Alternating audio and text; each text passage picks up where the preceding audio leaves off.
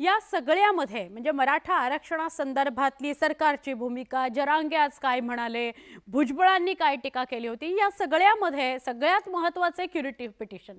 मराठा आरक्षणाप्रकरणी सरकारने सुप्रीम कोर्टात दाखल केलेली क्युरेटिव्ह पिटिशन सुप्रीम कोर्टाने स्वीकारली आहे. त्यामुळे सरकारच्या अपेक्षा उंचावलेल्या आहेत. मराठा आरक्षणाची कवाडं त्यामुळे किलकिली झाली आहेत. हे फार महत्त्वाचं. बघूया स्पेशल रिपोर्ट. आरक्षणासंदर्भातील क्युरेटिव्ह पिटिशन सुप्रीम कोर्टाने स्वीकारली आहे. त्यामुळे मराठा आरक्षण याचिकाकर्त्यांच्या अपेक्षा उंचावल्या आहेत. क्युरेटिव्ह पिटिशनची सुनावणी मागच्या तारखेला झाली. दोनच गोष्टी ऐकणं होणं अपेक्षित होत्या. एक, की त्यांनी नाकारावं किंवा त्यांनी स्वीकारावं. त्यांनी आज स्वीकारली याचा अर्थ असा लावला जाऊ शकतो, पुढची तारीख त्यांनी दिली आणि ह्या पार्श्वभूमीवर पुढची तारीख पडली की ज्याच्यामध्ये काल एक न्यायमूर्ती रिटायर्ड झाले. 24 तारखेला परत एकदा त्यांच्या दालनामध्ये सुनावणी होईल.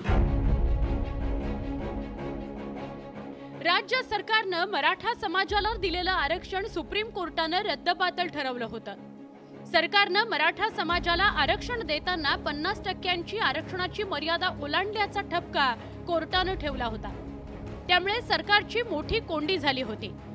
दरम्यान राज्य सरकारने सुप्रीम कोर्टात क्युरेटिव्ह पिटिशन दाखल केली होती. या क्युरेटिव्ह पिटिशनवर सुप्रीम कोर्टात नुकतीच सुनावणी झाली होती.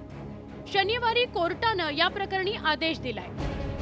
6 तारखेच्या हिअरिंगमध्ये असं ठरलं की परत हे जजेस 24 जानेवारीला हे मॅटर ऐकणार आहेत. म्हणजे ह्याच्यात काही नोटीस इश्यू झालेली नाहीये किंवा डिसमिस झालेलं नाहीये किंवा ओपन कोर्टात घेण्याबाबत निर्णय झालेला नाहीये.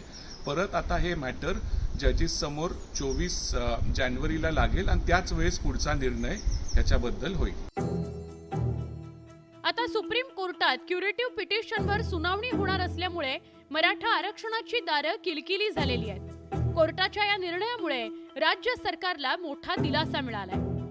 तर क्युरेटिव्ह पिटिशन जे झालं आणि ते क्युरेटिव्ह पिटिशन जे आहे ते सुप्रीम कोर्टाने दाखल करून घेतलं, हा फार मोठा एक दिलासा जो आहे मराठा समाजाला मिळालेला आहे.